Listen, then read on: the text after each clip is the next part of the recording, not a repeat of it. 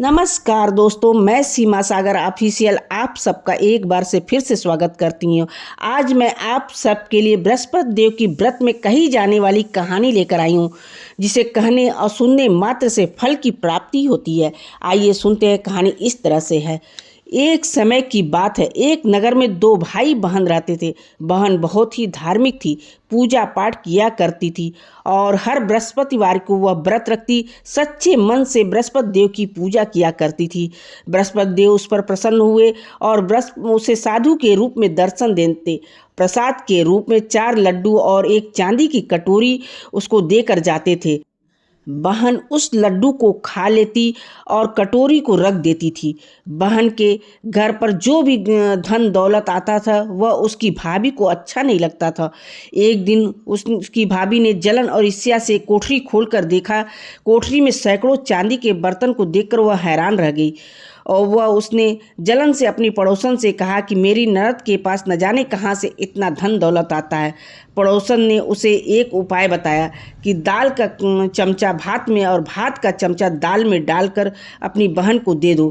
भाभी के इस व्यवहार को देखकर उसका भाई दंग रह गया और बोला, तुम पागल हो गई हो जो ऐसा कर रही हो। तब भाभी ने बोली, पागल मैं नहीं, तुम्हारी बहन हो रही है। न जाने कहाँ से इतनी चांदी की कटोरी लाती है।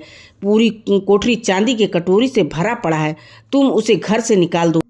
तब भाई दूसरे दिन अपनी बहन से बोला, बहन हम मामा के घर जा रहे हैं, तुम भी चलो। भाई के कहने पर बहन समझ गई कि यह तो एक बहाना है। वह बोली, भैया जहाँ केले का पेड़ हो और एक मंदिर हो तुम मुझे वहाँ उतार देना। भाई बोला ठीक है। फिर दोनों जंगल में चल दिए। रास्ते में उसे केले का पेड़ और मंदिर मिला तो भाई ने बहन को वहाँ उतार दिया। उस दिन बृहस्पतिवार का दिन था। बहन भगवान बृहस्पति की विधिवत पूजा पाठ और कहानी कही, जिससे बृहस्पति देव प्रसन्न होकर उसके पास आए और 4 लड्डू और चांदी की कटोरी देकर जाने लगे। यह सब उसका भाई पेड़ के पीछे छिपकर देख रहा था। यह देखकर वह हैरान रह गया और बृहस्पति देव के पैरों में आकर माफ़ी मांगने लगा। तब बृहस्पति देव ने कहा, पापी मेरा पैर छोड़, तू कुंवारी कन्या पर कलंक लगा रहा है। यह तो मेरा परम भक्त है, ये मेरा पूजा और पाठ करती है, मैं ही इसे 4 लड्डू और कटोरा देकर जाता हूँ। सुन, तुम इसका पीछा मत करना।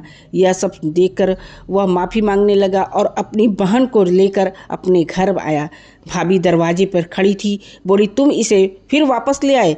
अपनी पत्नी की बात सुनकर भाई बोला, यह मेरी बहन है, तुम इसे कुछ मत बोलना। बृहस्पति देव की पूजा करती है, जिसे बृहस्पति महाराज प्रसन्न होकर इसे चांदी की कटोरी और 4 लड्डू देकर जाते हैं।